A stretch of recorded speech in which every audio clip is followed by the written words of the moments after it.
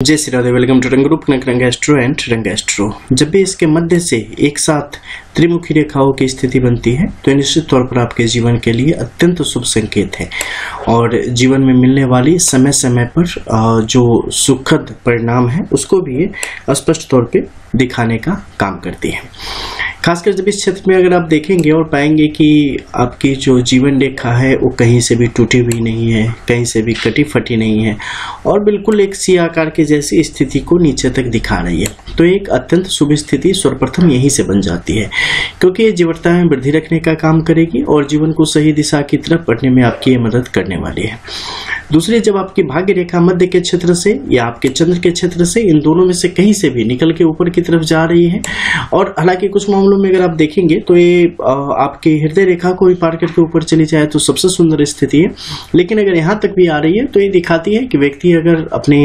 आप पर भरोसा करेगा, कर्मठता के साथ आगे बढ़ेगा और पूरे जुनून के साथ अपनी चीजों में लगेगा तो चीजों को प्राप्त कर लेगा। हालांकि यहाँ तक रुकने का मतलब है कि किस्मत से कई बार आपको लड़ना पड़ेगा, क्योंकि चीजें आसानी से आप तक नहीं पहुंचेंगी। तो आपको इस मामले में जहां तक हो सके अपने आप पर भरोसा करते हुए चीजों को अच्छे से एनालाइज करके और जीवन में आगे बढ़ना चाहिए, सफलता मिलेगी, लेकिन संघर्ष की स्थिति आपके जीवन में बनी रहेगी। लेकिन यहाँ पर जबकि दोनों रेखाओं का सपोर्ट, यहाँ पर बुध की रेखा की स्थिति भी अगर हम देख लेंगे तो ऐसी आ रही है, या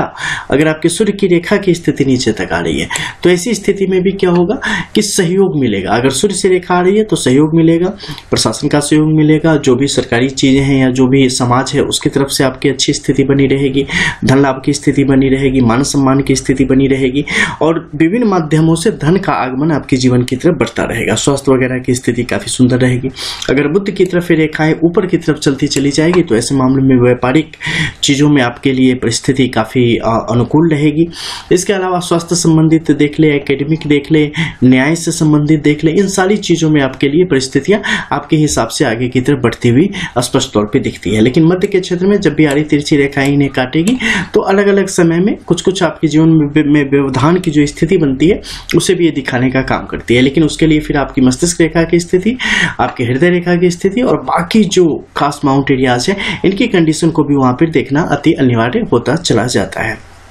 तो हमारी मुख्य बात थी कि जब भी यहाँ पर त्रिमुखी स्थिति बनती है, त्रिशूलाकार स्थिति बनती है रेखाओं के माध्यम से, तो ये हमारे लिए अत्यंत एक शुभ स्थिति है जो कि हमारे जीवन में अलग अलग समय में, अलग अलग कालखंड में हमारे जीवन को प्रगति के पथ पर ले जाने के लिए हमेशा प्रेरित करती है और जीवन से दुखों को दूर करके सुखों को लाने का ये स्पष्ट काम करती है। अगर आपकी दोनों हथेली में ऐसी स्थिति बन रही है तो निश्चित तौर पर यह सौभाग्यशाली स्थिति है और ऐसे व्यक्तियों को धार्मिक क्रियाकलापों में अपने आप को लगाना चाहिए और जहां तक हो सके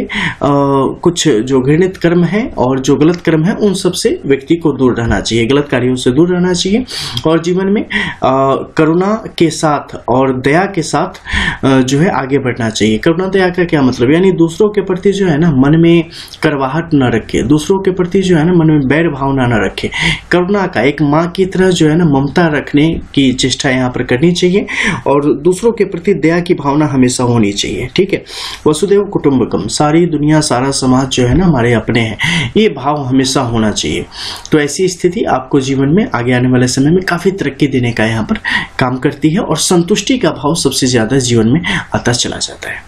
मिलते हैं फिर कुछ और नई चीजों के साथ, तब तक के लिए जय जय श्री राधे।